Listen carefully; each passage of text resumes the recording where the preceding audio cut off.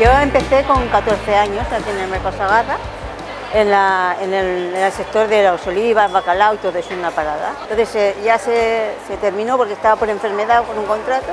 Entonces ellos se enteraron, se pusieron en contacto conmigo y a través del 30 Plus me dijeron si me interesaba trabajar. Entonces, claro, me dieron la oportunidad porque, claro, con la edad ya que tengo, pues la verdad es difícil que te cojan.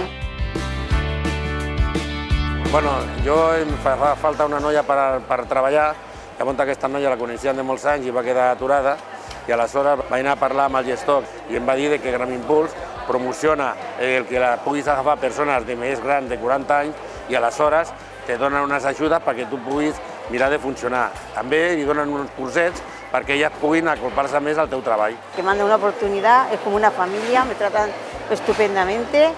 En fin, yo estoy agradecida, no, lo siguiente.